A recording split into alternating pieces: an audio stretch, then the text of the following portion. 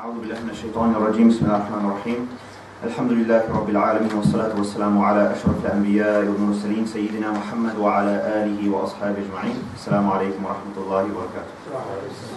Jazakallah khair, brothers, for taking the time out to attend this short seminar, and Jazakallah khair for the invitation to deliver this seminar too.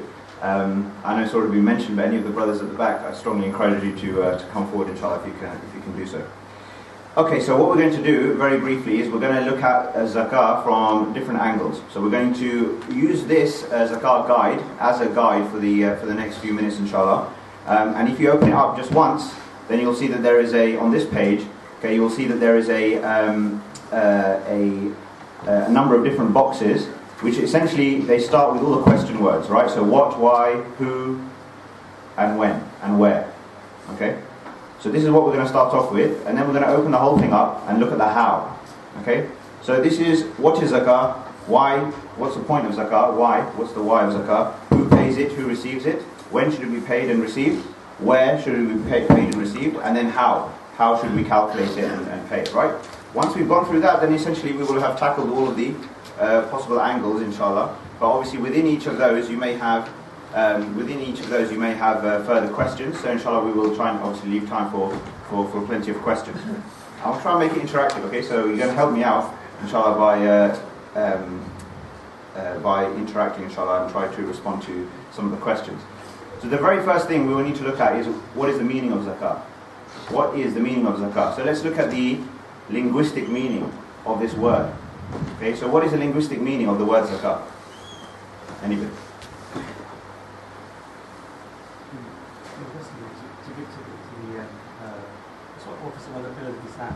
Okay, so the brother says one of the pillars of Islam is giving, but that it is, of course, that is correct. But I'm asking for the linguistic meaning. You should translate this word. For example, the word salah has certain meanings outside of the 5 times prayer. It has a literal meaning. So what is the literal meaning of zakah? Purify one. Okay, yes, Uncle mentioned. Okay, he said to purify. Okay, so purification. Okay, that is a core meaning of the word. Yeah, so before you get onto the specifics and 2.5% and pillar of Islam, and before you get into any of that, okay, the core meaning of the word, the literal meaning of the word is purification. But there are other meanings of zakah as well. Okay, the other meanings of zakah pertain to blessing. So for example, you know the word barakah, everyone knows the word barakah, right? We say blessings, barakah. Okay, zakah has a similar meaning to the word barakah, of blessing. Also it has the meaning and carries the meanings of growth and development. Okay, of growth and development. And all of these are really important when we come to understand the deeper significance of zakah. Okay, that it's not just about purification, that is a core thing. Okay, but also when we look at the consequences of zakah being properly paid and received, then actually it gives rise to growth, it gives rise to development, it gives rise to blessings, all of which are at the core of the meaning and the linguistic meaning of the word zakah. Okay, so in terms of the significance, first let's just quickly think about the significance. When I pay zakah, when you pay zakah, what are we doing? Okay, like it was mentioned, okay, it's a purification process in 2 ways. One, okay, for our soul. Okay, the purification of the nafs is going on. Okay, why is the purification of nafs going on? Because we all love wealth, we all love money. Okay, and by paying zakah, okay, by giving charity, okay, we are purifying our soul from the ills of miserliness, of greed, etc., etc. Okay, that we take it upon ourselves, this pillar, to calculate the specific portion, as Allah has mentioned, we pay that off, okay, and we move that onto a rightful recipient, a rightful owner. Okay, that helps us to become less greedy and to remove miserliness from us. Then we purify our wealth. Okay, we purify our wealth. And this is even the case if somebody's wealth is halal. This is even the case if somebody's wealth is halal. In fact, that is the meaning of it. Because let's say, for example, that somebody has wealth, okay, and part of their wealth is haram. Maybe part of their job, what they do, part of their business, okay, or they know that a specific portion of that was earned in a haram way, right? The zakah of that wealth is what? It's not 2.5%. What is it? How do they purify themselves from that wealth? So speak up. Anyone? Yeah, you can give people with the products or something like on the equals. Right, the point is, right, any part of your wealth that is haram or impure, actually the entirety of that is supposed to be given away. The zakah of that wealth is 100%, not 2.5%, right? then zakah is then paid on, if you like, the rest. So if somebody knows, for example, the restaurant owner, he's selling alcohol and he's also selling halal meat and chicken and biryani and all the rest. All the chicken, biryani, hamda, all good. Inshallah, all good. Alright? This is HMC, HMO, I'm not going to get into that, alright? But wherever that meat is coming from, inshallah, that's good. But the alcohol part, okay, that's obviously wrong. No doubt about that. No doubt about that. So whatever that percentage of his profits, his earnings, whatever he has, that is coming from that, he shouldn't be calculating his zakah on all of that. He should be giving all of that away, and obviously he should be stopping that line of business. Then he should be looking at the rest of that and looking at zakah on the rest. So the reason for saying this is why is because even if somebody has a fully halal job, which inshallah we will do, if we have a fully halal job, fully halal income, all of the rest of it, we still pay zakah to purify the wealth. Why? Because some of the scholars mention that, for example, okay, some of that wealth is not always earned completely 110% honestly. So for example, if we are an employee and we're supposed to turn up 9 to 5 Monday to Friday, well sometimes guess what, we turn up at 10 past 9 and we leave at 4:50, right? Or sometimes we do our work but we do it a bit lazily. Sometimes we fall short. Maybe we didn't really deserve everything, as per paper, as per contract, every pound that we are supposed that we're getting paid, we really warrant it and our effort actually warrants it. Not necessarily the case. Sometimes a businessman, maybe there's some dishonesty or some grey sort of, let's say, grey area in the way he's doing his dealings. Yeah, maybe not completely wrong, but certainly not completely transparent and forthright. Okay, so there is an element of purification that is taking place there. The Prophet ﷺ said that zakah, unpaid zakah, is not left intermingled with the wealth except that it causes rot and destruction within it. Unpaid zakah, okay, is not left within one's wealth except that it causes rot and destruction within it. So this is a very clear indication that zakah is a purification of wealth. You remove the zakah from the wealth, the rest of it is completely pure and good, and that's where all those meanings of development, of growth, of blessing. Then when you spend that money, when you invest that money, when you do whatever you do with that money, inshallah there'll be more blessing in it. Okay, so it's very important. A good example is, for example, let's take take the miswak as an example. Okay, some of us, we may use the miswak, for this we understand what that means. Okay, so we use a miswak, somebody uses a miswak every so often, what does somebody do? Okay, chops off the end, right, and cleans it up again, and so you've got a fresh brush, right? So by doing that, the rest of it is more pure, more wholesome, better to use, better for that person, etc., etc. Okay, so this is from an individual perspective, some of the benefits, okay, of paying zakah. Okay, at a top-down, from a societal perspective, what is the significance? Okay, there is many indications, both in the Quran as well as in some ahadith, about the link between zakah, okay, and the mercy of Allah subhanahu wa ta'ala. Okay, so for example, actually let's ask a question here. How many times is the word zakah in the Quran? Rough guess, anyone? It says it there. Oh, it says it there. Okay, there you go. So without cheating, anyone who hasn't looked. Okay, the word itself is mentioned 32 times. That's the word. The literal word is mentioned 32 times. Okay, out of that, 2 times actually only it carries the literal meaning of the word, as we talked about before, but not talking about the pillar specifically. Right, but 30 times that Allah subhanahu wa ta'ala talks about zakah, and actually it is referred to in other places other than that, but not with the word zakah. Sometimes the word in the Quran, sadaqah or sadaqat, has the meaning of zakah, has the meaning of obligatory charity. Okay, and some very famous and very core and important verses about zakah in the Quran have used the word sadaqah, but the scholars understood this to mean that this is referring to zakah. So 28 out of the 30 times that the word zakah is used in a way that's referring to the pillar of Islam, okay, Allah subhanahu wa ta'ala mentions zakah along with salah. They come together. Okay, so he says, الَّذِينَ يُقِيمُونَ الصَّلَاةَ وَيُؤْتُونَ الزَّكَاةَ, those who establish prayer and those who give zakah. Okay, or he says, أَقِيمُوا الصَّلَاةَ وَآتُوا الزَّكَاةَ, as an order, establish the prayer and give zakah. In one of the very few times when Allah subhanahu wa ta'ala mentions the pillar of zakah and he doesn't talk about salah at the same time, okay, is a verse in Surah Al-A'raf. Allah subhanahu wa ta'ala says, starting halfway through the verse, it says, أعوذ بالله من الشيطان الرجيم قال عذابي أصيب به من أشاء ورحمتي وسعت كل شيء.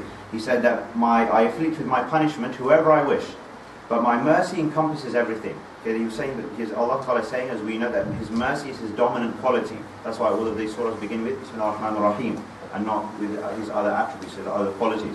So he says, my mercy encompasses everything. It's my dominant quality. But then he says, فَسَأَكْتُبُهَا لِلَّذِينَ يَتَّقُونَ وَيُؤْتُونَ الزَّكَاةَ وَالَّذِينَ هُمْ بِآيَاتِنَا يُؤْمِنُونَ. I will prescribe that mercy specifically for those people, الَّذِينَ يَتَّقُونَ, those who have taqwa, وَالَّذِينَ يُؤْتُونَ الزَّكَاةَ, those who give zakah, وَالَّذِينَ هُمْ بِآيَاتِنَا يُؤْمِنُونَ, and those who believe in our signs. And if you look at that verse, it's very, very unique actually in a way, because you know, when Allah subhanahu wa ta'ala says He will give His mercy for people who have taqwa, or He says He gives His mercy to people who believe in our signs, these are kind of things that we would be expecting to see, right? We would be expecting to see these kind of overall, overarching characteristics of taqwa, or believing in His signs, reflecting on His signs, etc., etc. These are overarching things. And there could have been any number of other things that Allah subhanahu wa ta'ala could have mentioned, but here, in between those two, He mentions those who give zakat, which is very, very significant. The Prophet ﷺ, in some ahadith, he linked the giving of zakah in a community to the descending of rain to that community. So he would say, give a link between the extent to which zakah is honoured within a community is the extent to which rain would fall. And in a more generic sense, the extent to which the mercy of Allah subhanahu wa ta'ala would fall upon that community. So you know, sometimes in the UK, you know, some Muslims, we have a pretty hard time, to be fair. Often, in a public sense, we have a pretty hard time. Always bashed around in the media, always this going on, this scandal, especially on recent times. There's not been a day gone by when you pick up any newspaper and, you know, we're just getting a bit of a pasting somewhere, right? But when we look at the reasons as to why that is, we come up with all sorts of reasons. There are a number of, clearly, many reasons. But one of the reasons no one ever says is maybe the Muslims aren't giving their zakah. Maybe that's why this is happening to us. And that's actually quite possible. Because when the Muslims aren't giving their zakah, Allah subhanahu wa ta'ala, His mercy is withdrawn. When His mercy withdraws, then all sorts of issues will come. No doubt, all sorts of issues will come. Because when we don't give our zakah, what are we not doing? We are not giving wealth or restoring wealth to the rightful owners. The way to think about your zakah, that it's not yours in the first place. That's how we should think about our zakah. It's not ours in the first place. We are just temporarily holding a portion of wealth, okay, which on behalf of somebody else, and when the time comes, that specific portion, we move on to the rightful owner, which is the poor person, the destitute, whatever. We'll come on to all of that. Okay, that is what we are doing with zakah. We're just transferring money over to the rightful owner and moving it off, because it's not ours in the first place, it's not pure for us to keep. That is how we should be thinking about it. So it should be our concern, just as with the salah. You know, it should be our concern not just that we are praying, but it should be our concern that everybody else around us is praying. So similarly with zakah, it should be our concern not just that we are giving, but everybody else around us is actually giving zakah and doing it properly as well. Okay, so that's that. In terms of the significance or the consequence of not paying zakah or not receiving zakah, this is also something to think about. Remember, when we say zakah is a right of the poor, right? We're saying that this is a right that they have, that Allah subhanahu wa ta'ala has told us we should give the zakah to the poor and make sure that they receive their due share. If we are not doing that, we are withholding their rights. Okay, we are withholding their rights. It is a communal obligation for us to ensure that the social welfare of an individual, the welfare of an individual is taken care of. The consequence of not paying zakah is also very, very severe for that individual who is not paying zakah. Okay, and obviously there can be a whole range of reasons. Somebody might not be paying zakah because actually their conscience isn't there about it. I.e., not because they are willingly disobeying Allah subhanahu wa ta'ala, but they just don't know. Just don't know. Well, I've come across people in doing the work that we do. I've come across people who give lots of charity, but they've never thought about their zakah in that kind of specific way. They need an annual calculation and and all of this. But they're very, very generous people. But they never intended zakah with anything. They just gave like here, there, and everywhere, not thinking. Yeah. So sometimes it's because of that, and sometimes it's because people are just too greedy, too miserly. They don't want to think about it. I'm going to keep my wealth for myself and do my own thing. Which most Muslims, as far as we can inshallah assume, are not of this category. But perhaps with many people, it's just misunderstanding, laziness, whatever it might be, and they don't get around to thinking about it. But the consequence of it is very, very severe. Okay, Allah in different places in the Quran indicates, and in the Hadith indicates that how the wealth of a person, who doesn't give their zakah, can turn into a form of punishment for them. Either into plates, which will be hot plates which will be pressed against a person, or into a form of a scorpion or a serpent, which will come and face that person and strangle that person. Okay, so this is very, very important that we think about it very carefully. And part of the reason why we need to be so particular around the calculation of zakah is to ensure that we are actually giving the correct and appropriate amount. Okay, so yes, then when we come on to the technical side of zakah, then yes, zakah is it's a pillar of Islam. It's a transfer of a specific portion of wealth. That is to be calculated, and it is paid by those. Okay, well, if we look at this, if we've covered really what is zakah in general, we've covered the why of zakah. We look at now who pays zakah. Okay, then it is paid by somebody. According to here, those required to pay zakah must be what? They must be adults. Okay, i.e., they have reached the age of maturity. They must be Muslim. Obviously, zakah is not paid by non-Muslims. They must be of sane mind and in possession of the nisab. Okay, the nisab is what? The nisab is the threshold of wealth, above which, if you have above that wealth, then you pay zakah. And we'll come on to that in a second. one thing I want to mention is, as mentioned here just on the right, is that majority of scholars of Islam, the majority of scholars, said that being an adult, okay, or being sane of mind, is not actually a requirement to pay zakat. So what does that mean? That means that the wealth of children, okay, under the age of puberty, for example, or the wealth of somebody, okay, who has mentally incapacitated, for example, that their wealth is still subject to zakat, but is payable by the person who is a parent or the guardian or the person looking after that person's affairs. That's what the majority said. The Hanafi school says that no, zakat is like salah. Okay, if your children below the age of maturity are not required to pray, correct? They will not be punished, or they will not be questioned about a 7-year-old or a 6-year-old will not be questioned about whether they pray their salah or not. Okay, right? But what the majority of scholars said, that for a 6 or 7-year-old has wealth of some nature, they have an account where their parents have opened them an account, they have some cash in there. There may be, especially if it's a girl, they have gold, jewelry, for example. Yeah, essentially the ownership, the jewelry, and the cash is attributed to that child. Okay, then the majority of scholars said that the parent should calculate zakat on behalf of the child and pay it for the child. Okay, pay it for that. That's what the majority said.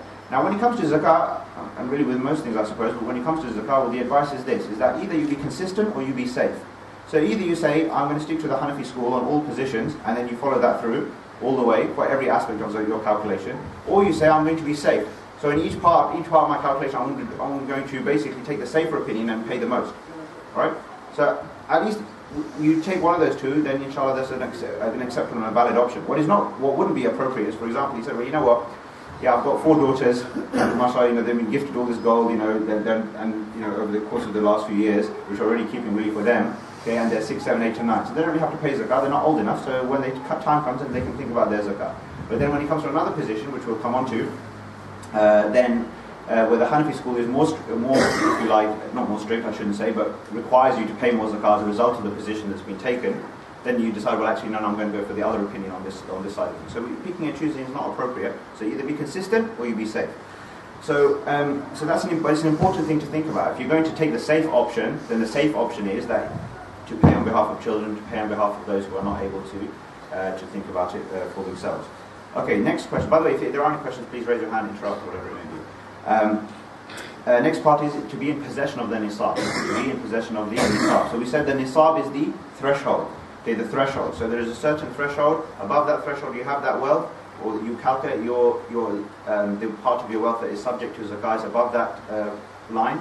Then you have to pay zakat. And if you're below, then you don't have to pay zakat. And in fact, you may even be eligible to receive zakat. In fact, if you are below the nisab threshold. Okay. So first question is, or the debate that often comes around is, how do you calculate this nisab anyway? Okay, because the Prophet ﷺ in the hadith, he talked about the nisab in terms of gold and in terms of silver. And at that time, you have to remember that the transactions were conducted with gold and silver coins. Okay, transactions were conducted with gold and silver coins. Each piece of money that was used to conduct a transaction had an intrinsic value.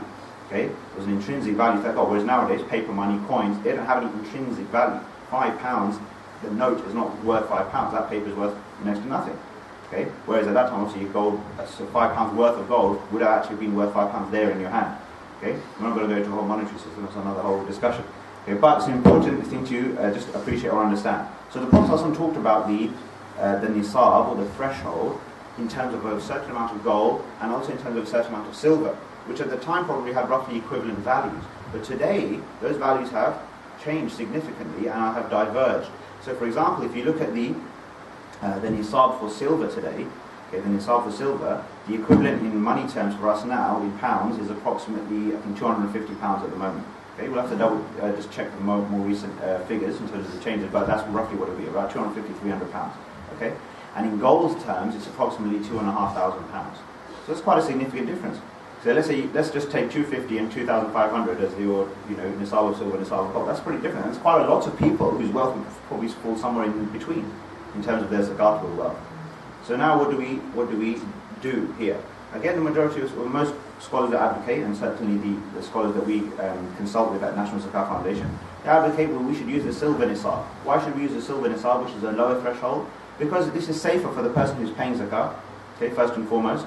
Okay, and also it's more beneficial for the poor. If more people pay who are in that zone, if you like, then the more zakah will be given. There's more benefit for those people who are poor, who are way below even the silver nisab and even below zero, frankly, for many people, right? So this is what is, as if you like, a safe position. If it is the case, which is a rare situation, but if it is the case that somebody's wealth is in gold, so possibly, you know, a lady, all she has is gold, there's no cash, because all her cash it gets administered for her, somebody's doing it for her, which is, you know, which sometimes as men, sometimes we feel that that's what's happening in our lives, right?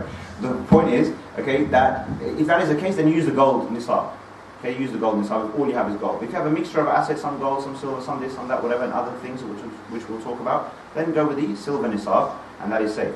Then the question comes of, okay, this whole thing about, you know, money that I've had for a year. And this is like the most classic issue, okay, when it comes to zakat. Okay, somebody will come to their time for calculation, and then they'll say, hey, but it says I have to have had my, you know, this money for a year, but I've got £600 in my account so far.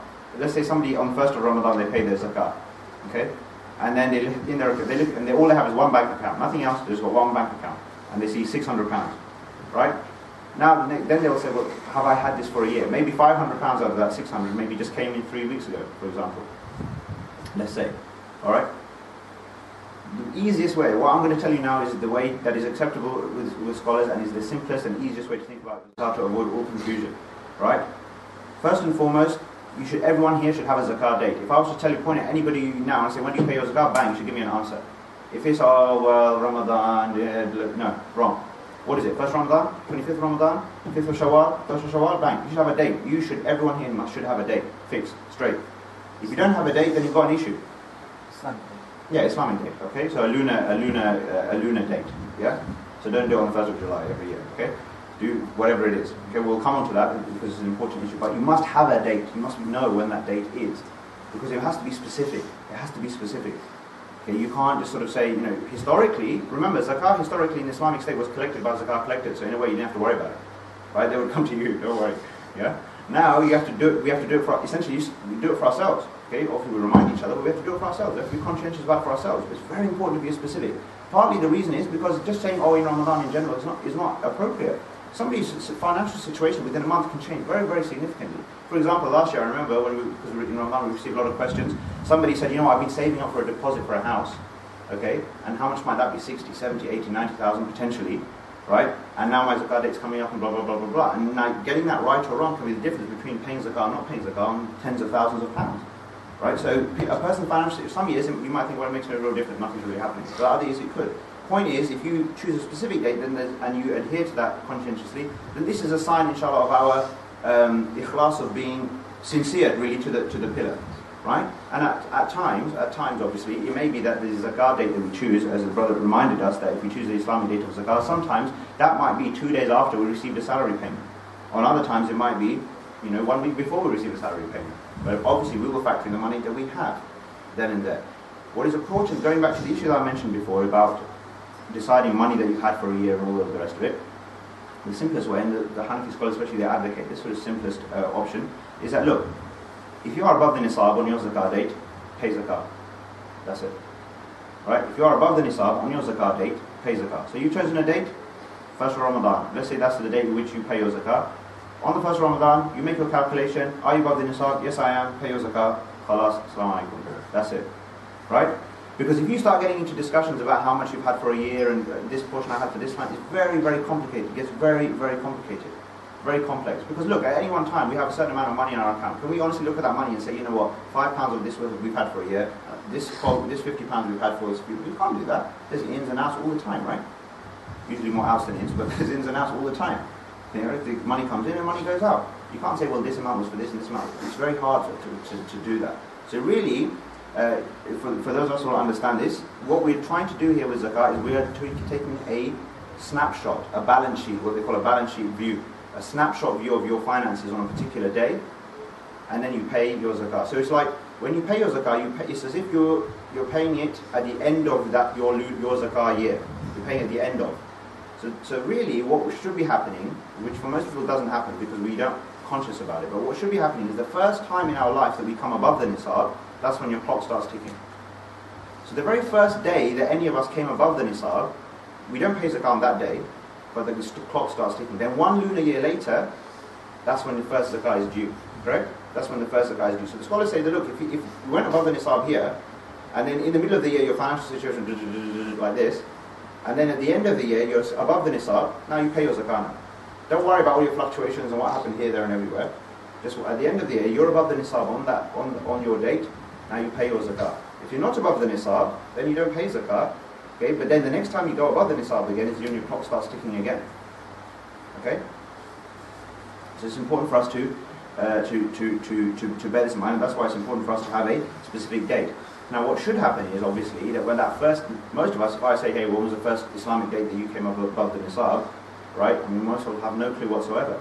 So what they say is, okay, look, if you are able to estimate or guesstimate or roughly what that is, then find out when that was. If you can't do that, then pick a date, choose a date, and stick to that date. So now we're kind of coming on to, you know, the when and the where, of zakat, or the when zakat should be paid.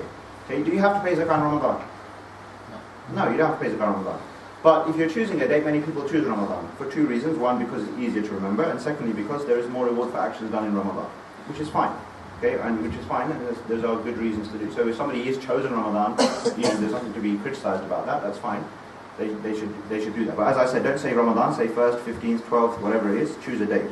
Okay, some people are very, very particular. In fact, look how we had some people who gave us zakat last year. They say, well, I only want to give you on the 27th night of Ramadan, between this time of Maghrib and this time of just before the thing. This is what I'm going to give you, and I want to give you in cash only. Right? Some people are very hardcore about it. But the point is, have a specific date and stick to that, inshallah. Okay. Once you have calculated your zakah, okay, when should it be paid? For example, well, what's the answer? When should it be paid? Monthly? Say again? You can pay monthly as well? You can pay monthly, or should you pay monthly though? As soon as possible. Okay, good answers. As soon as possible, right? As soon as possible. But delays can be valid. I'll give you a good example of why a delay can be valid. So let's say you calculate your zakah in Ramadan. Okay, let's say Ramadan this year was what, end of June to end of July. Okay, so let's say you calculate towards the end. So towards the end of July, you calculate your zakat. Okay, I owe £300 of zakat. Okay, that's what I owe. But and you decide that you want to give your zakat to some poor either relatives or whoever, say in Pakistan. Okay, and you know you're going to Pakistan in 3 months' time. Right? So there's a perfectly valid reason for you to delay your zakat. You can draw your best thing to do, however, draw your £300, put it in an envelope or convert it to whatever you want to convert it to, or do that later, whatever. Put it aside basically. And then when the time comes, you go, you take it, you distribute it, fine. What's the limit for that? Limit should be 1 lunar year. So you shouldn't be coming to the next time you're paying zakah and you haven't even distributed zakah from the previous year. Right? That should not be the case. But voluntarily paying it on a monthly, like just doing it on a monthly basis because you feel good, that's better for you, if you like, for your managing of your finances, is not really ideal. I mean, there should be a valid reason from a recipient's perspective, not from your perspective. From your perspective, you've calculated, you should pay now. And the point is, remember, the point is that you have the money, or you have the wealth, and Allah's telling us to pay 2.5%. So the point is we have it, we can give it then. So let's give it. But if there's a valid reason from a distribution perspective, then fine. I mean, when most of us, or well, not necessarily most of us, but a lot of people give their zakat to charities to distribute. Right? We take it as a charity, the charity that I work for, we take zakat to distribute. So from a charity perspective, similarly, the policy should be ideally to distribute the zakat of 1 year or a period within the following year. Right?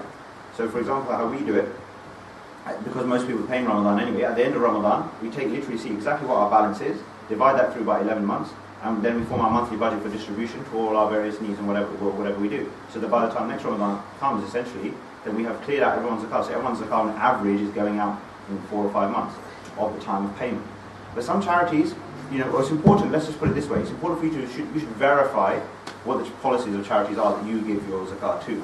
Because ultimately speaking, the fact that zakat goes to the end person who needs it and deserves it and it goes on time, that's ultimately the payer's responsibility.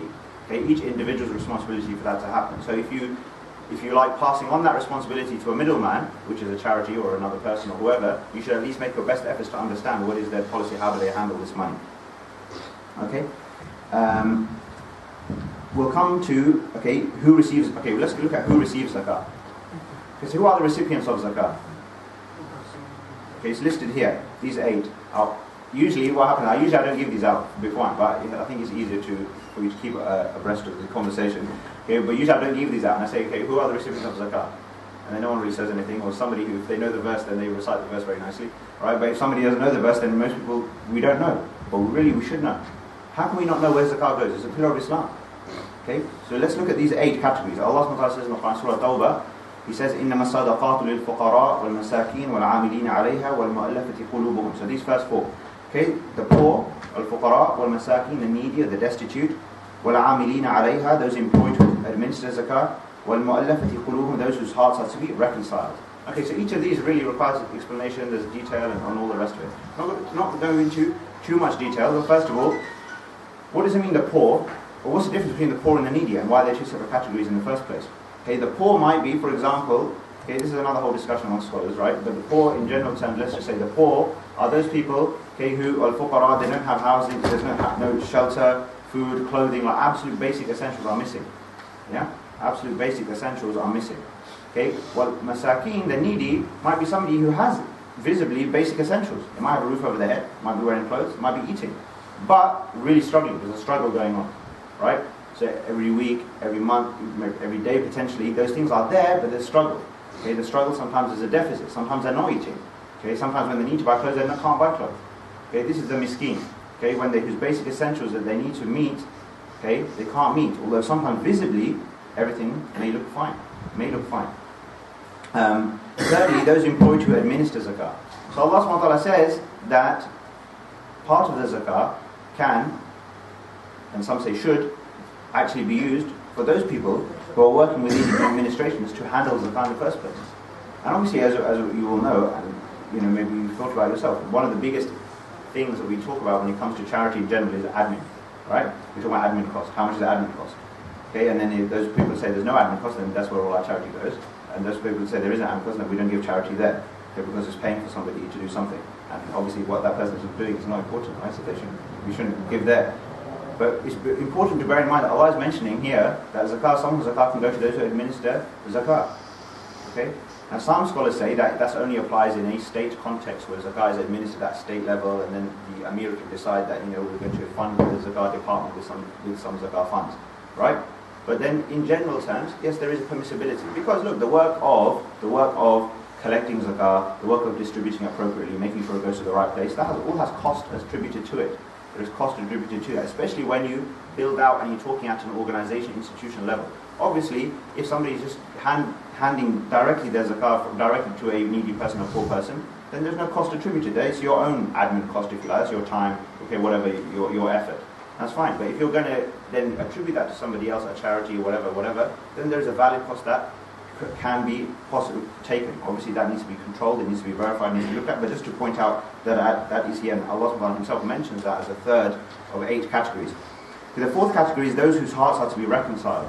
Okay, again, here is another huge area of debate what this exactly means. Okay, there is some scholars who say that this means, for example, the zakat could be given to non-Muslims in a situation where, by doing so, that actually has some sort of advantage for the Muslim community. Okay, some sort of advantage for the Muslim community. Or it means that it brings them closer, brings their hearts closer to the Muslim community, and it offers a good chance of them even potentially becoming Muslim. Okay.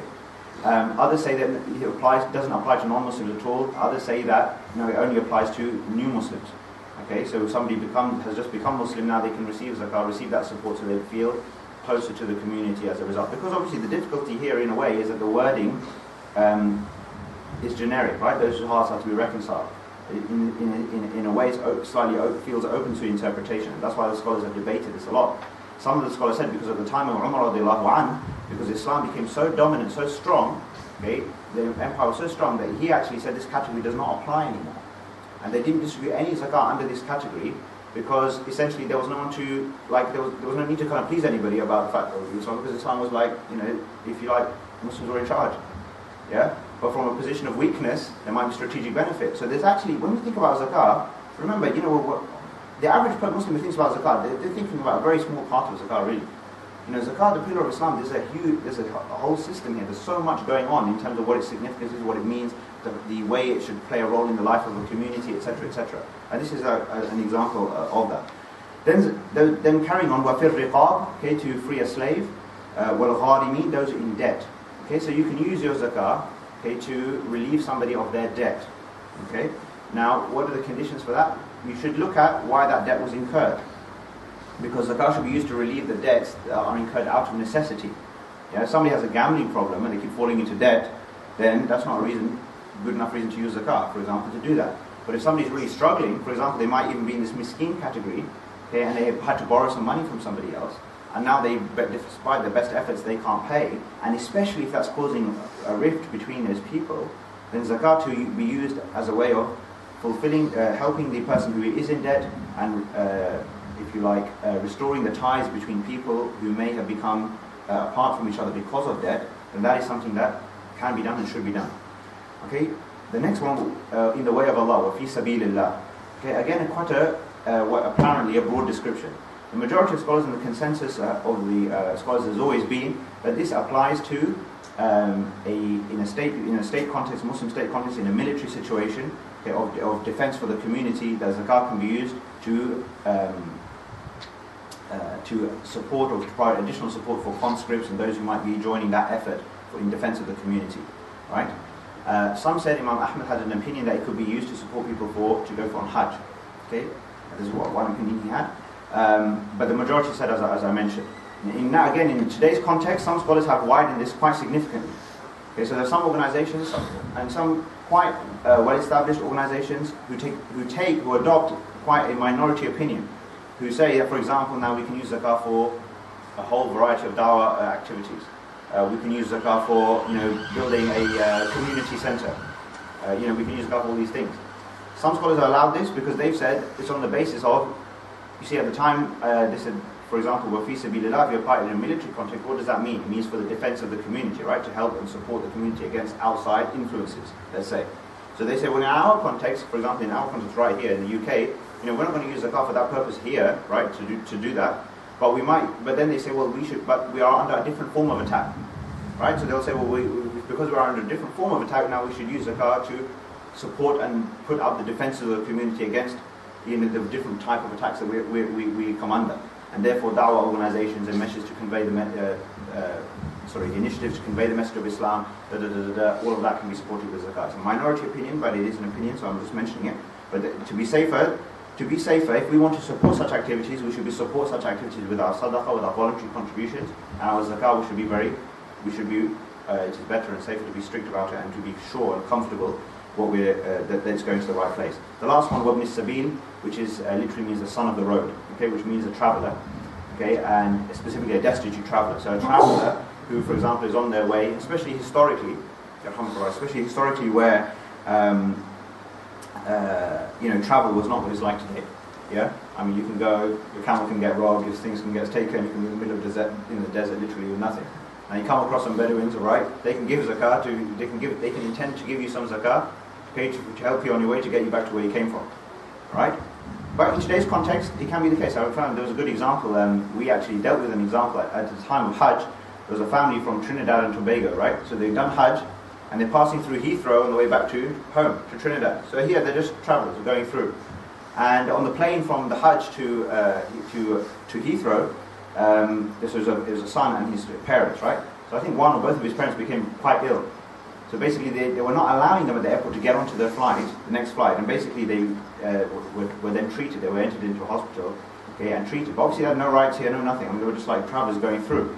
Okay, so for 3-4 weeks they were here, right? But they were not eligible to get anything as a result of to pay their costs and their expenses. They hadn't really factored that in, that they're going to end up here for 3-4 weeks. Where's the food going to come from? Where's their accommodation going to come from, etc. So we used some of our zakat to support that family for the 3-4 weeks while they were here. Okay, what they needed, and then a little extra for them to go on their way once they were, alhamdulillah, they recovered, okay, and they were ready to get back onto the flight. So that's an example, right? Destitute traveller. If it wasn't for that, frankly, they'd be on the street, right? So there's an example there of a travelling situation in our context that we might apply. If you give somebody a zakah, do they need to know that is zakah? So you, for example, your poor relatives in Pakistan, you give them the zakah every year. Do they need to know that is zakah or not? No, they don't need to know zakah. And in fact, most of the time, it's wise not to that should not be brought up because it has a sort of can bring a humiliating connotation to it, right? That's, I'm giving you my zakat kind of thing, right? That's not something that we should be saying. It should be done. Remember, the giving of charity should be done in such a way, especially of zakat, should be done in such a way that we feel that by giving zakat, we are the person in need. Yeah, I'm the person in need because I'm giving my zakat. Okay, and I actually need to move this zakat onto somebody. That's a burden on me that I'm trying to get rid of. Okay, I'm only giving to somebody that Allah says who deserves it, right? So that's how our attitude should be towards it. So that's another important thing to bear in mind. Okay, there's some specifics here around examples and what have you. You can look into that. I don't want to go into that too much. There's last thing here about where zakat should be distributed. This is an important point, and also just in terms of the distribution of zakat when it comes to competing priorities. That's what I want to look at really. Okay, because classically speaking, zakat was always distributed in the area where it was collected. Okay, that was that's a norm, that's a normative thing that should be taking place. So for example, very famously in the hadith of Bukhari, the Prophet ﷺ sent the companion Mu'adh ibn Jabal to Yemen, and he gave him very specific instructions. And this hadith is often quoted as a way for us to understand the priorities when giving da'wah to people. Okay, that he first mentioned that first of all, Mu'adh, I'm paraphrasing of course, but he's mentioned to call the people to Islam, to get them to say the Shahada basically, right? Invite them to say Ashhadu wa la ilaha illallah Muhammad, etc. Right? Get them to become Muslim first. Then establish the prayer, get them to pray the 5 times prayer, etc., etc. Then to take from them, and then the Arabic mentions to take from a charity. Okay. تُؤْخَذُ مِنْ أَغْنِيَائِهِمْ وَتُرَدُّ إِلَى فُقَرَائِهِمْ. Okay, that should be taken from a charity, should be taken from their rich and restored to their poor. Okay, taken from their rich and restored to their poor specifically. So what it meant was that Mu'adh go to Yemen, once they accept Islam, once they're praying, then collect the zakat from the people of Yemen and distribute it to the people of Yemen. He didn't say collect the zakat from the people of Yemen, bring it back to Medina, then we'll see what to do. We might send some back to Yemen and send some here and there and there. Right? So this was normative position.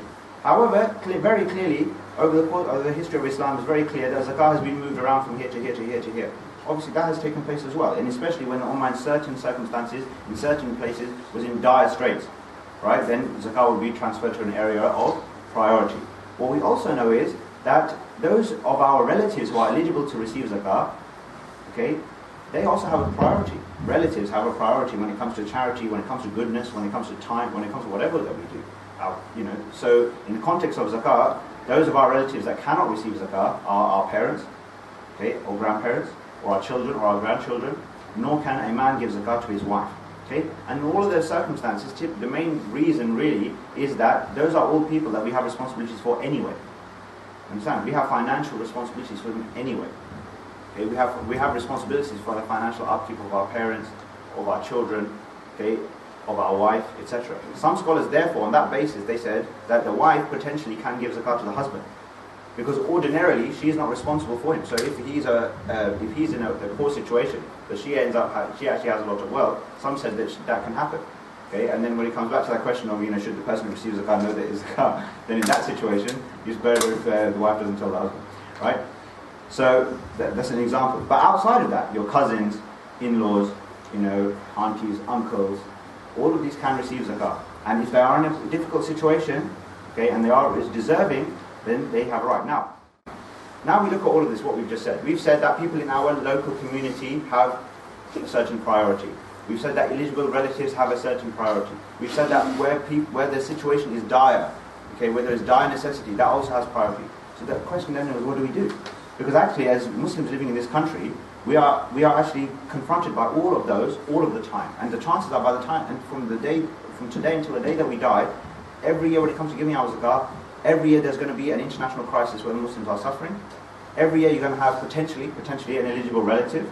And every year there's going to be people in your local community who are also in difficulty, who also deserve to receive zakat. So what do we do? And the important thing is, for all of us to think about, is that with our zakat, or with our charity in general, is to think about how we are balancing our priorities. It's very important. Because the inappropriate thing to do is to always give your relatives and never give to Syria. I mean, can we say that it's correct that any Muslim should not give £1, to support the people in Syria or Burma or wherever, right, where they're really suffering? Because I'm always giving it always to here. Okay, or can it be correct that somebody says, I know that there's people in East Ham, okay, who are in a really difficult situation. I know that this person, for example, is in debt to so and so, right? And they're really, there's issues between them now as a result, and I have some money that I can give to that, but I'm not going to do that because, I'm not going to do that now, and I'm never going to do that because there's always, I will have relatives who need it, and I have people who are abroad who need it. There are people abroad clearly who are in this situation who need it. That's also not appropriate. Okay? And it's also not appropriate to do everything else and then forget your relatives. So the appropriate thing, the only appropriate way really, the only appropriate option that we have, okay, is either we look at our zakah and we say, all right, all of my zakah I'm going to do X, right, such and such, and then with my other funds, my other charity that I give, I will try and fulfill other needs, or within my zakah I will split some zakah here, some zakah here, some zakah here, for example, right? It's important for us to think because all we need to think about is that for the thing that we didn't do we have an answer? That's basically it. So if Allah asks us about the thing that we didn't do, okay, do we feel that we have a good answer for that? Right? That's really the way to think about it. When you think about it in that way, then you will roughly come to a balance. Because I can tell you now, brother, we'll come to it later, okay, in our own community, frankly in this part, just this part of London where we are now, I can tell you we ourselves, National Zakat Foundation, we've dealt with homeless women, okay, we've dealt with refugees, asylum seekers who have not eaten for 2-3 days, right here in this area. Right? So people are here, they are in desperate, and they're in our community. And if you think about it from a recipient's perspective, if from somebody who's in difficulty, who needs help from their own community, and essentially if every time what's happening, money just flying over them to go somewhere else, that starts to become a cause for dispute, not disputes rather, but a cause for a disengagement from the community. Right? Sometimes, especially when we've dealt with new Muslims, who are in a really difficult situation. Often new Muslims, when they become Muslim, and maybe some here, but often when new Muslims come into Islam, often they lose any connection with their own family. Often they lose any source of income. So from a financial situation, from a support context, etc., they lose a lot. And then if they are in difficulty, and then they turn to, for example, the local mosque, the local whatever, and they turn to them for support, and then we're not there for them because, as is the position with many masjids, for example, I don't know about this or how it works, but I'm saying in many masjids, when we gone to them and said, we would like to talk to you about what we're doing and invite you to try and some of the funds that you collect, look to distribute in your local community, they'll have this kind of like a blind policy that all zakah is for Pakistan, all zakah is for X, Y, Z place, all zakah is for Bangladesh. Just blind. But the problem with that is that those people who then need that support, they just become away. Some of these people have 1 foot in and 1 foot out, really, of Islam, almost. Yeah, and just that little bit of support or not can make a difference literally for the rest of their lives. Because we have seen people who have said that once they've received the support that we provide or have provided to them on behalf of zakat payers, that they believe in Allah again as a result of it. That they feel part of the community again. Okay, because I guarantee you that when they come to the mosque and they don't get support, you know where they will go? Is they will go to the church, they'll go to the Gurdwara, okay, they'll go to these other places, and they will get support. I guarantee you. I guarantee you, if anyone right now turns up, maybe pretends to be hungry, goes to a church or whatever, you will get help. You will get help, right? And you will get accommodation. There's more Muslims today in difficulty in this country, more Muslims being looked after by Christians than there are Muslims being looked after by Muslims. It's almost certainly a fact. It's almost certainly a fact. So many people we've come across with, young Somali refugees or asylum seekers, they're sleeping in church accommodation, being fed by the churches, right? Being given food like that. And frankly, this is nothing, not just, it's not, and sometimes we think about that, we think about the churches are really bad, trying to convert our people. That's how we look at it, right? But that's not what's happening. We let these people go.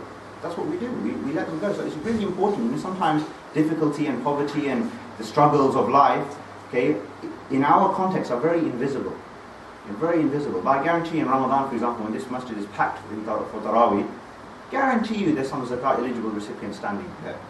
And you won't know. They'll be just wearing clothes like you, wearing trousers like you, they'll be coming like you, going like you. You will have no idea. You will actually have no idea. Wallahi, we have received applications from imams in this country. From imams in this country we have received. Who, when you look at their situation, they are in a complete mess. Really difficult situation. But who are they? They're not going to go and stand up in front of Congress. They're not going to say anything, are they? They're not. So the point being that just because you don't see a problem doesn't mean the problem doesn't exist. And just because every day, we see on our BBC and we see on our Al Jazeera and we see on Islam channel that the dire situation of Muslims out there, of course, we must respond. We have to respond to all that. So don't take anything from what I'm saying to be that we shouldn't do that. But do take from what I'm saying that we have to be very balanced in our approach, because we have local things to contribute to, and we have our relatives, and we have international situations. So we must, inshallah, be balanced. And inshallah, if we do that, then we cover ourselves from all angles. Okay, the last part, really, inshallah, which is just another, maybe, hopefully not too long, 15, 20 minutes or so, is just the calculation. How do we actually calculate zakat? Before we move on to this, are there any questions or anything? Any questions? Yes? If you go to the church and ask for help with that haram? If you go to church and ask it's not, well, it's not, inshallah, you'll never be in that situation. But it's not really about whether that is haram or not. Really, the question is really what, in these situations, what we should ask ourselves is if our brother or sisters have done that, how have we allowed that to be possible? You know, there's another, just quickly on this point before we move on, there's a very, one of our recent projects we've done is for young Muslims who leave prison. Yeah? So young Muslims who are in prison, in London, in the prison population in London, between the ages of 18 and 21, 27% of people in prison between 18 and 21 in London are Muslim. 27%. It's an insane figure. We're not even 10% of London as a whole, right? But almost a third of the prison population, okay, is Muslim in that age category, and the vast majority of them have been there for the second time, for the third time, for the fourth time. So they're re-offenders, meaning that they've been in there for 6 months, they come out, they do it again, they go back in. Now, when we look at that situation, right, the very first thing that comes to our mind, naturally comes to our mind, is like, what's wrong with these people? You know, what's wrong with these people? Why, you know, these people are, you know, the criminals, or we say, you know, they deserve it, or whatever, right? That's the approach that we take. But this is actually completely the un-Islamic approach to take, in fact. It's completely the un-Islamic approach to take. Because if we actually knew the situations of these people, most of them, okay, on these individuals, as to how they got in this situation in the first place, you would probably say, actually, you know what, if I was in that situation, probably I would have done the same thing. A lot of the time. Or it would have been very difficult to avoid that scenario. Because a lot of them, when they leave prison, right, there's nothing, we're not there. We are not there. The Muslims are not there. Right? We are not there to support them. So if we're not there to support them when they come out, then who are we going to blame for the fact that they end up back in? Because when somebody leaves, for example, prison, a young man leaves prison, potentially has no home to go to, right, or nowhere to go, okay, maybe only has a small amount of money, okay, doesn't necessarily have any contacts or any positive influence or anyone who is actually coming to him to say that, you know, we can help you with such and such. If somebody is in a situation like that, then where are they going to go? They're going to go to the first people who do come and pick them up. You know, it's very, very common in prison when somebody leaves that the people who come and pick them up are their gang members who basically they went to prison as a result in the first place. So they turn up in the car, they pick them up and they go. So how come I'm not picking them up? And why are you not picking them up? Okay, why is somebody from the local mosque not linking with that prison and then picking them up and bringing them into the mosque, for example, and giving them a meal and making sure that they can have somewhere to sleep, and then looking at their situation in more detail and saying how we're going to get you, and then helping them to get a job, which they find almost impossible to do because they've got criminal records. So if we're not doing that, who are we going to blame? We can't blame them. We don't blame ourselves. We are responsible. We are responsible. That's a fact. So the question is, well, how do we allow these situations to take place, to happen? So that's an important attitude, inshallah, we should take. All right. Yeah. When we give zakat on jewelry, yeah, is it the selling price, the current selling price? All right, that's exactly what we're going to come on to now, inshallah. Okay, so now if you open up this in this side of the leaflet, inshallah, then there's a lot here. Yeah, please. Yeah. If somebody doesn't have it, please take one. There's a lot here, but we'll quickly run through. Okay. So first and foremost, okay, zakat is due on cash, okay, and liquid investments. What does this mean? Now, a lot of what's on this may not apply to you at all. Okay, some of this may not apply to you at all. So it's difficult when we're presenting for a variety of people. It's difficult because some things, for example, they might be shares and pensions and all of that. You know, some people like, you know, I don't know. I'm not going to get to shares and pension and all these kind of things. It's just too complicated. So I'm going to stay away. But then for others, maybe that may be relevant. So, you know, some things may be relevant or not. But the key thing is this. Key principles are this. First of all, zakat is not due on any items for personal use, okay, other than your cash, gold, and silver, right? So, you own a Ferrari, you have really expensive clothes, okay, you have really expensive paintings and vases and a lovely garden and nice house and blah and blah and blah, right? Zakat's not due on any of all that stuff. Okay, i.e., what that means is somebody can live a lavish lifestyle, right? But on a lot of their wealth, they don't have to pay zakat on it, right? However, obviously, if somebody is living a lavish lifestyle and they're going in excess, they've got other problems to deal with, right? As in, if they're going beyond the bounds of normal living or moderate living for a Muslim, then they will maybe have to answer for why they're being extravagant in their spending and all sorts. So that's a separate question. Okay, but the point is that if I've got, if somebody has £500,000 2 weeks before their zakat is due, and then they decide to buy a car for £500,000, then on the day their zakat is due, they won't pay zakat because they've got a car. So the point being is this, is that Allah subhanahu wa ta'ala is basically telling us, you live your life how you want to live your life. But when the time for zakat comes, then you make your calculation. You see? So do what you have to do, you make your transactions, you do this, you do that, you do whatever. But when the date comes, as we mentioned earlier, have your date, then you make your calculation on that date.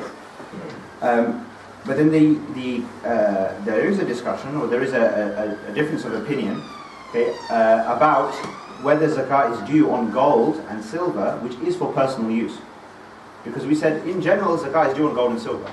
But we also said zakat is not due on items for personal use. But now something is made of gold, and it's also for personal use, now what? Because now it's kind of a bit of this and a bit of that. So for example, your wife wears a gold ring, or a gold necklace, and she wears it, right? She just wears it, just like she wears her clothes, just like she carries her handbag, just like she wears her scarf, she wears a gold ring. Okay? The majority of scholars said she does not pay zakat on that. Okay? The majority says she does not pay zakat on that, because that's just an item for personal use, just like her clothes and her handbag and da-da-da-da-da. Okay? The Hanafi school said no, all gold and silver, zakat is due on all gold and silver regardless, okay, of personal use, not personal use. Okay, you're keeping it in your attic, you're not keeping it in your attic, da-da-da-da-da. So this is a good example, and if you go back to what we said earlier on, it's a good example of where it's important, again, to be consistent or to be safe when you're talking about your zakat calculation.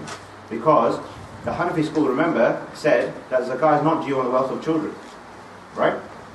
So if you've got 4 daughters, there are loads of gold, and you've got accounts for all of them, they've all got £100,000 each in their accounts, okay, until they reach the age of maturity, the Hanafi school says you don't pay zakat on any of that. Okay? But it does say that when they do pay zakat, when they become of the age, for example, then you will pay zakat on all of their gold and silver, right? Because regardless of whether the person is someone, it doesn't matter.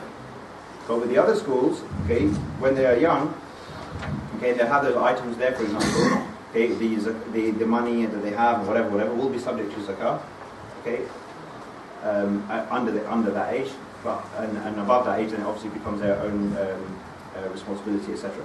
Okay, but the point being, be consistent or be safe. So if you say I'm going to adopt the Hanafi school, that's absolutely fine. Then you adopt the Hanafi school for all your opinions, okay, and then or you be safe in all of those categories. So the safest thing to do, of course, okay. So with cash, obviously, you remember to bear in mind cash in all your different accounts. Doesn't matter whether it's a savings account, this or that, or all the rest of it. Some people ask, for example, I'm saving for such and such a purpose. So I'm saving for my children's school fees, I'm saving for going for Hajj, I'm saving for buying this, I'm saving for this.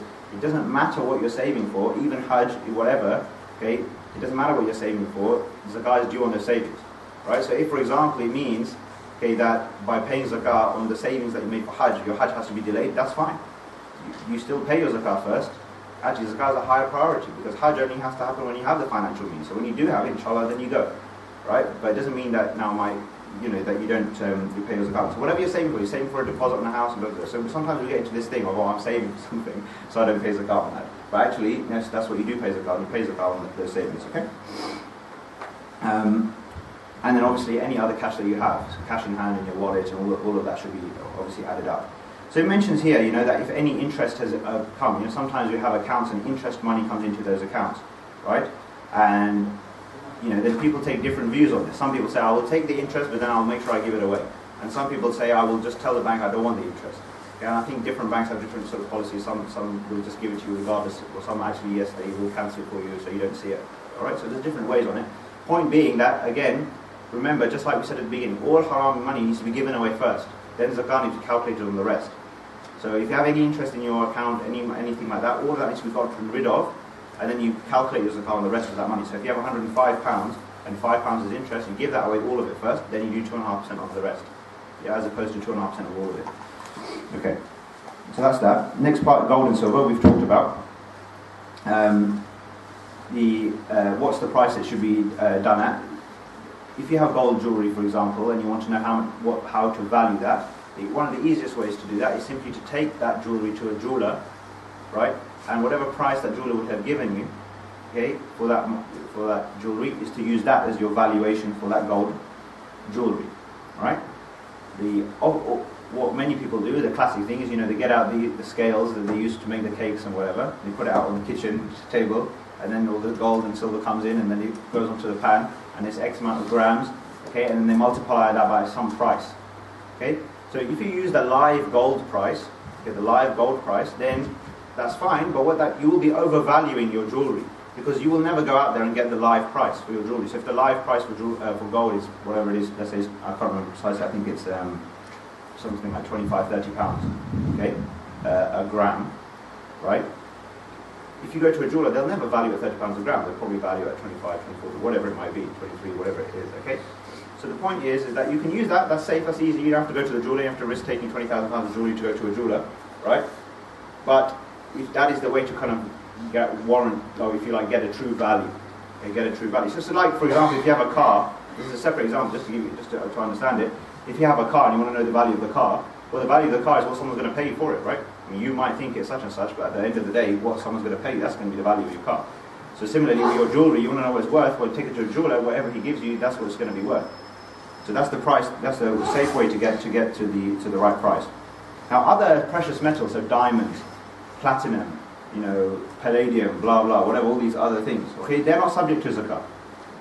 They're not subject to zakat. So somebody might say, so I have a diamond, so it doesn't. They might say, well, it doesn't make sense that a diamond necklace is a valuable thing. I don't pay zakat, but a gold one I do. But that's how it is. Allah didn't say to pay on it, so we should thank Allah. He didn't ask us to pay on the zakat on that, and that's it, right? So, but it's gold and silver is the core metals that are subject to zakat. Other metals were not mentioned.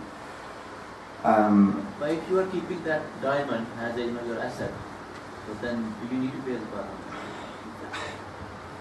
So there it comes on to, for example, a lot of that depends on the intention behind that. Okay, the intention behind that. So some say, for example, if you're holding onto it as an asset where essentially you're consciously holding onto it for its appreciation value, for example, with the intention to sell. Yeah, this is a core thing. So we're going to come to this later, but we can address it now. Basically, any item that you purchase or you possess with the intention of selling, right, with the intention of selling, is subject to zakat. Yeah, so that could be anything. So, for example, so at the core, let's say this: if you buy a house, and this is coming onto the property, so we might as well knock this off as well. Okay, so if you buy a house, and the idea of you buying a house is to do it up and to sell it on, that's your intention, which many people do, right? They live in the house and then they buy a second house, and their only intention is they're doing renovation and then they want to sell it for a profit. Yeah. Then that house the entire house is subject to zakat. The value of the whole house is subject to zakat. Why? Because the whole house is an item which you bought, and your intention of buying it is to sell it on. It's a trade. It becomes like a trade item. In a way, it's no different from a bookshop owner who buys books to sell books. Right? He buys some books in, and he looks to sell them out. Somebody's bought a diamond, and they're holding onto it, and their intention is to go and sell the diamond later on, for example, as like that kind of investment, if you like. Okay, then it is subject to zakat. If it's just a store of wealth, if it's purely, I just want to hold £5,000, I want to hold it in diamond form, right, and it's just sitting there.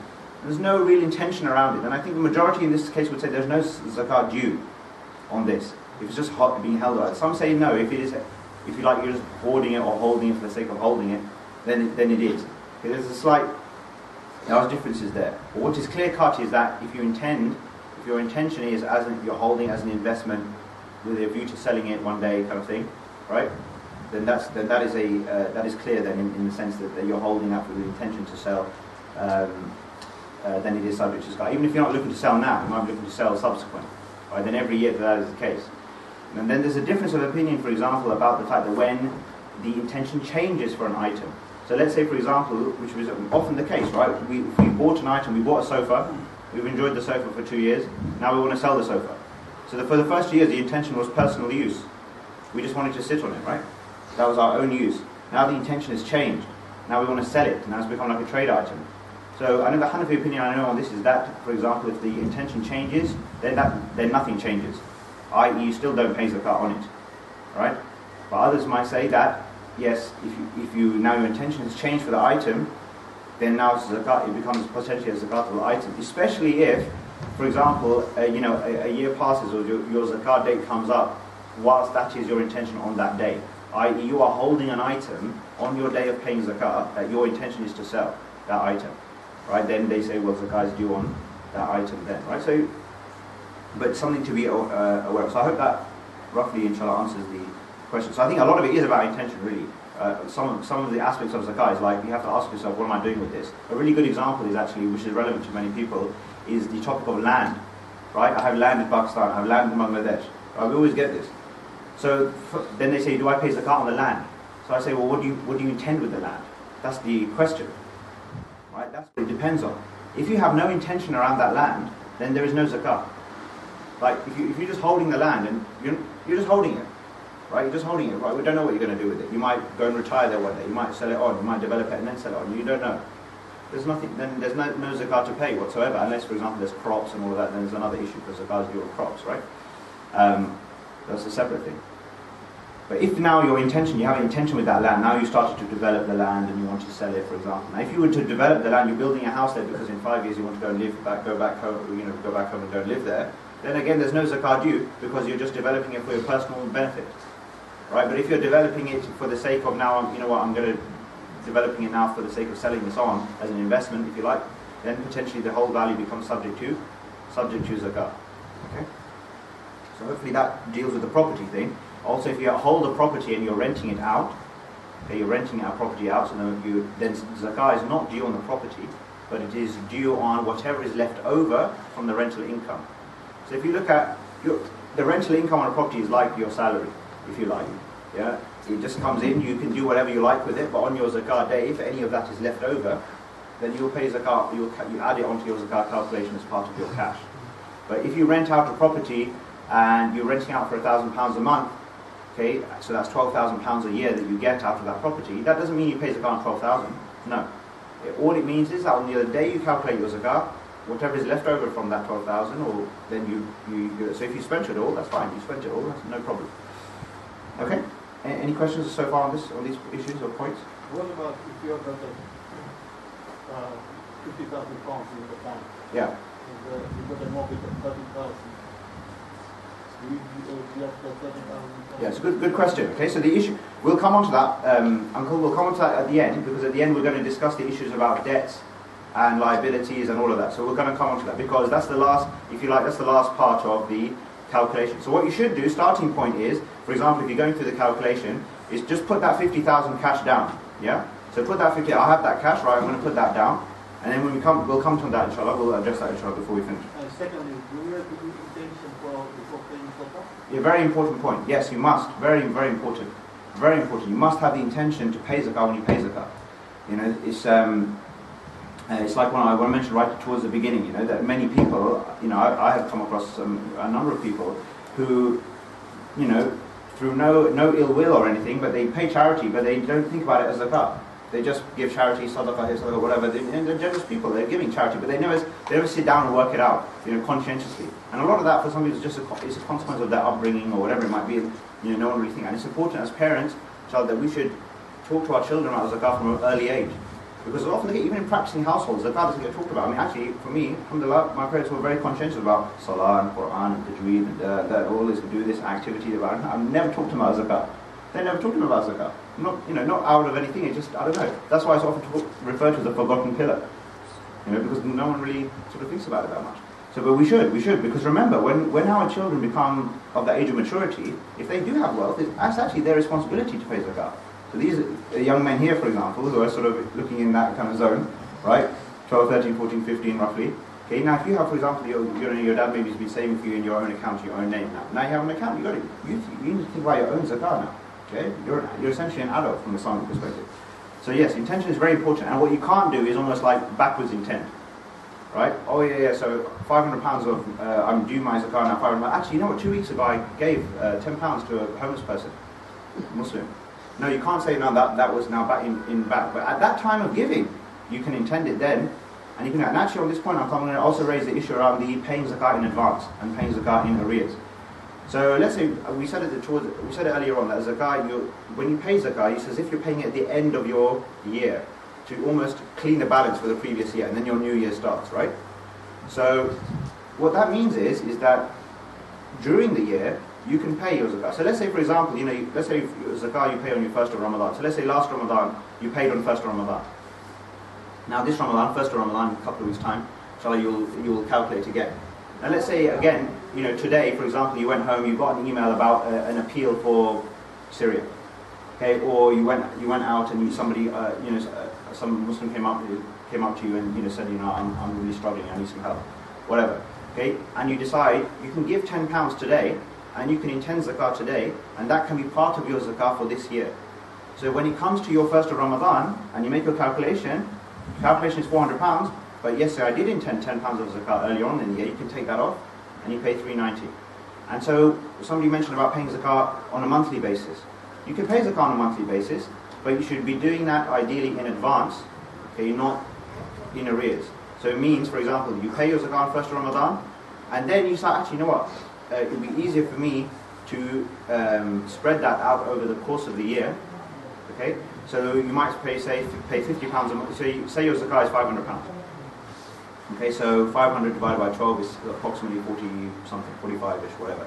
So you might say, okay, I'll pay £40 a month now, because I expect roughly my situation to be similar next year as it is this year. I'll pay £40 a month, and then when my time comes, I will make my calculation, and then take off whatever I have paid and intended as zakah, and that's fine. If it so happens that you've paid more than the amount of zakah that's actually due, that's possible. So maybe you paid £40 a month, then you actually paid £480, then the time came to calculate your zakah, actually you only owed £400, well then that's it, there's no refunds in zakah, okay? So that's what is this okay if you pay extra for your day? Of course, when it comes to calculating your zakah, so this is a good question as well. See, what many people do, sometimes people don't really think about it too carefully, but they're sort of like, that's, £50 I know is safe, or £100 I know is safe. What you should do is calculate it, treat it as an act of worship. Yeah, do it properly, calculate it all conscientiously properly, okay? So it comes out as, whatever it is, £73.21. Now you want to pay £100? Fine, pay £100. Yeah, you're safe, you feel that you're safe, then you've added out whatever. But that's right, my zakah is this, and then essentially my top up, my voluntary, myself, or whatever. But if you want to intend more, no problem. Yeah, so you can definitely do that, inshallah, in advance. Yeah. This non-Muslim charities. Yeah. Like almost. Yes. Yeah, every month we get 3 months. Can you take that up to that? Yes, very good question. I mean, this is actually, because now I'm working in the charity sector, so I'm actually, a lot of the big non-Muslim charities, they actually are looking into this whole area as to how do they target Muslims, okay, specifically, because obviously I think you may be aware of, about 2-3 months ago, the Times newspaper published an article that the Muslims are the most generous charity givers in the UK.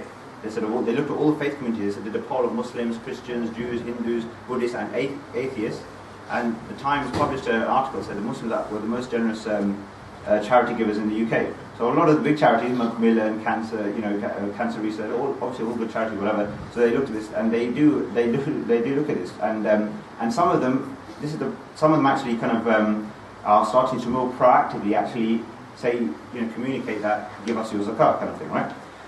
And the majority of scholars of Islam agreed that zakah is paid by Muslims and received by Muslims. So, meaning that the recipients of our recipients of that zakah need to be Muslim. Some differ from that, and under the various categories. Remember when we talked about the categories of who receives zakah, one of them we said the hearts are to be reconciled, and some argued about the non-Muslims potentially, and and all the rest of it. Yeah, so there was a discussion around that. Okay, but the vast majority said that zakah is to be paid by Muslims and received by Muslims. So, if you want to support any of these other things, Great Women's Street, cancer research, blah blah, whatever it is, and even environmental charities and what have you, it is safer and better to do that with your sadaqah. It's safer and better to do that with your sadaqah. Say again? I would say the majority of scholars would say no, you cannot, because. And it's important for us to understand where zakah fits into our whole spectrum of charity. Because in Islam, charity is wide. Okay, zakah is just one part. It's the cornerstone, it's the obligatory part of it. But that doesn't take away anything from the fact that for example, if Great Ormond Street does come to us, that we should give. It doesn't take anything away from that. So it's important for us to also to know that and to communicate that, for example. So, you know, if a non-Muslim charity comes and whatever it says, because we get that a lot now because of our work. You know, sometimes see a lot of Muslims that we support in this country. So National Zakat Foundation, we collect and distribute zakat funds within the UK. That's what we do, right? So a lot of the people that we end up supporting, they come from other charities. So, for example, another mainstream charity will refer somebody to us. They'll say, you know what, there's this Muslim woman, she's homeless at the moment, blah, blah, blah, whatever. Can National Zakat Foundation help with this situation? So we will look at the case, we understand it, analyse it, and then we look to try to support that person's case. And sometimes they come and say, well, actually, you know what, there's also so-and-so, Stephen, non-Muslim, da-da-da, whatever, whatever. We have to be clear. We have to say, look, zakat, you know, with all the respect and everything and understanding, say, look, our role is to be a zakat institution, and zakat is, you know, it's a sort of form of worship, etc. So it's something which is within the Muslim community. Where we can, if we can support him with our non-zakat funds, then we do that. But with zakat, we're very safe and clear that this is within the Muslim community. Because it's also important to be, because if somebody is giving us zakah, then they will also trust that we are being as safe with it as possible to make sure that their liability is, you know, fulfilled. Sorry, the Masjid Bilal almost hospital. There are Muslims who are treated in their hospital too. Absolutely. Why can't we give zakat to them? You're absolutely right. Some might be, some are. But it's like, for example, the argument around taxes. Okay, it's the same argument, because when you pay tax, right, or you know, when we pay tax, well, some Muslims actually benefit from that, because some Muslims might be on benefits, and we're paying the tax for them to benefit. But that doesn't mean I can attend those taxes as zakat, or part of it, because ultimately I don't know. Like, some of it is going to support, you know, the planes, the military planes of this country. Some of it is supporting the NHS, some of it is supporting state schools, right? There's a whole range, and there's a mix of Muslim and non-Muslim beneficiaries, because it's not clear cut. You know, it's hard for us to be clear, to be sort of confident about that. But because it is zakat, because it is a form of worship, because it's an obligation, we just want to make sure we do it absolutely correctly and right, and no issues and no kind of disturbances in our mind. Was it really right or was it not right? We just want to be absolutely clear with it. But still, everything else that you mentioned in terms of the causes, they are important causes and we should support them. Yeah, I know we're short of time, so I want to quickly get through. 5 minutes. Okay, fine. All right. I'm sure most people want to leave after Maghrib. Yeah, I'm quite hungry. I don't know about you guys. All right. I'm sure we want to leave after Maghrib. I'm happy to stay, but I would like to finish off. Very quickly, what I will do is just finish a few key things. One is that if somebody with debts, okay, so debt, my uncle mentioned about it, but let's say if on the day that you're calculating your zakah, someone owes you money, and you believe that you will receive that money, then you pay zakat on that, even if you don't have it today. So if you have lent someone £500 and you've agreed with them they will pay, for example, in 6 months' time, and you have no reason to believe that they will not, you know, default on that payment, right? You're confident they will pay you. Then on your zakat date, you pay zakat on £500, even if you do not have that £500 with you. Okay, that's one important thing one important thing to bear in mind. Similarly speaking, if somebody is in debt of £500, okay, so someone is in debt of £500, then they can subtract that debt, okay, from their position, okay, before they calculate their own zakat. Okay. Now this is about, we're talking about here personal loans between friends, family, whatever it might be. But the important thing here is that actually sometimes a conversation should take place, because somebody should say, for example, you've lent somebody money. Actually, you know, they were supposed to pay you 6 months ago. They're still not paying back. You're kind of not sure whether they really will pay back. You should speak to them. Say, look, I'm calculating my zakat at the moment. You know, I know, you know, obviously you're aware that this money's owed, whatever. Okay, is it likely this money will be paid or not really? Okay, and then according to what they say, then obviously then should be factored in. Okay, so that's something important to bear in mind. Now, when it comes to the issue that Uncle mentioned about mortgages, okay, so if somebody has a mortgage, okay, now they are essentially in debt. Okay, they have a debt to the bank or a financial company or whatever. So we're not discussing whether halal, haram and all that. We're not discussing that. Somebody has a mortgage, right? It's just they have a mortgage. Now what do they do with their zakat? Okay, so some scholars say that, very, very few said that, look, it's debt, so you can take off the entire mortgage off your current situation. So which means that for most people they would never pay zakat. Okay, some said that you don't just completely ignore that debt. Right? Why? Because they said that, look, that debt is on monthly installments, and cannot be demanded at any time by the bank. See, if for example there's a debt between you and a friend, right? You've lent somebody money, £500. You can demand that back whenever you want, right? Even if you've said, okay, 6 months, whatever. I mean, unless it's a proper contract signed on paper, everything, right? But the point is, you can demand that back. If you might be in difficulty, you might go back and say, look, I really need £500 now. You might consent, but with a mortgage company, they can't turn around to you and say, right, yes, we agreed to you £1,000 a month for 30 years, but actually we want it all today, or we want the next 12 months today. They won't say that. They can't say that. So, in a way, the reason why it's mentioned to ignore it then is because you will end up paying that anyway. So, for example, if every month for the 12 months you're paying your installments down, well, by the time the next time your zakat date comes, well, your cash situation will be reduced anyway because you will have been paying those payments down. Okay, but sometimes take a middle position. I know the Al-Qalam Sharia panel, which we kind of work with, they say that what you can do is take you can take the next 12 months worth. So between now and the next zakat date, you can take that amount of debt that is owed, but you should take the non-interest portion. If you are in an interest-bearing mortgage, which obviously ideally one should not be, but if one is in that situation, then every time you make a payment, a monthly payment is composed of a part of a payment that you're paying down the mortgage, and part of it that is interest. So they say that the non-interest portion of 12 months of payments, you can sum that up and you can subtract that from your calculation. So that is the thing, right? Let's say, for example, that on your, just the last couple of examples, on the day of your zakah, you have an electricity bill outstanding. Okay, red reminder, whatever, £150 electricity bill outstanding. Okay, you can subtract that, okay, from your cash, from your position, before you calculate your zakah, because it is something that is owed now, immediately owed and overdue. If you have an electricity bill coming in tomorrow or in 2 weeks, then you ignore that. Okay, that hasn't happened yet. Do you understand? So something that is due, any liability, anything that is due contractually, especially if it's owed, obligated, that you have to pay out, okay, and it's due or overdue, then you can subtract that from your situation before you calculate your zakat. But anything that is to come, you ignore.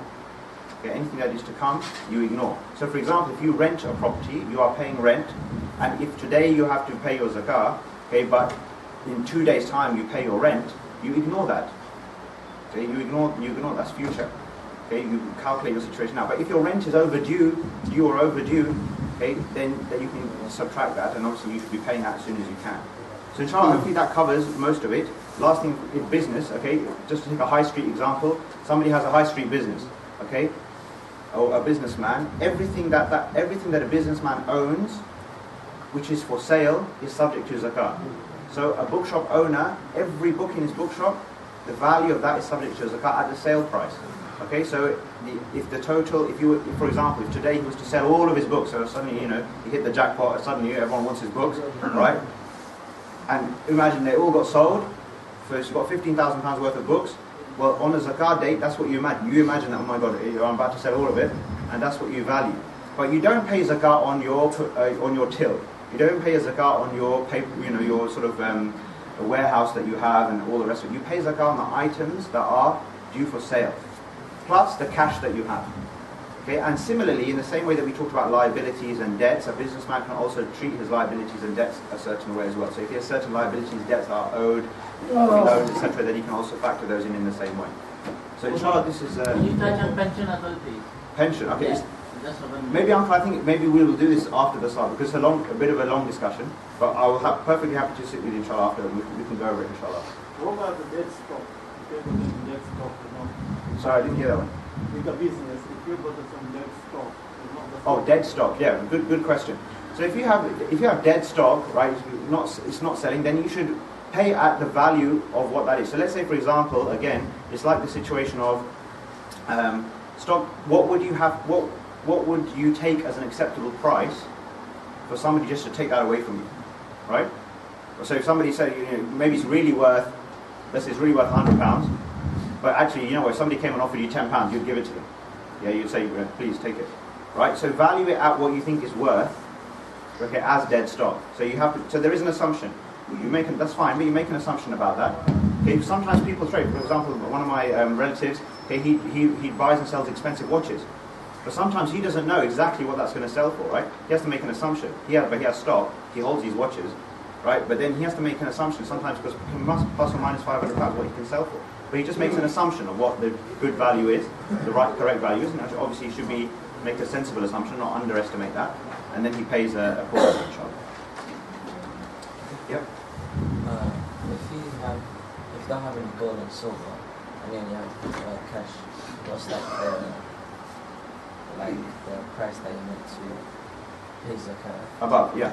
So okay, you're saying if you have cash only, you don't have gold and silver, what is the nisab? So the nisab, if we use a silver basis, is approximately £250, yeah? But you need to confirm on the day itself what it is, because it fluctuates. So as soon as you do that, you should yeah, so if you have above £250 basically, then you will pay 2.5% of that. So if you have £300, you pay £7.50, and then you're done. Yeah, so that's it. Yeah, and the other thing to quickly mention is that in a situation, a family, a household, a couple, the zakat is an individual responsibility. So it is not the responsibility of the grandfather to pay behalf of or everybody who's under him. No, but this often happens, but it's not his responsibility at all. It's an individual responsibility. It's not the responsibility of a husband to pay for his wife. It's not responsible. So next time your wife says, oh, you know, I've got £10,000 of jewellery, thank you very much, please pay £250 of zakat, you can turn around and say, you know, my dear wife, zakat is an individual obligation, as I recently had a seminar in East Town, so, and please sell some gold and pay £250 if you don't have the cash. You can do that. Because remember, the wisdom of zakat is, first of all, for the person to feel that zakat is being paid individually. Secondly, not to hoard wealth. Okay, one of the wisdoms of zakat is for wealth not to be hoarded. Right, so the practice of just hoarding endless amounts of gold, right, without any zakat being paid out, that anything coming out of that is not really appropriate. But obviously, it is perfectly valid if a husband does pay on behalf of the wife. That's valid. But then it's no different, for example, to you going to anybody else in the street and saying, "Can you pay my zakat?" and they pay it. Right, there's no difference. So yeah. Okay.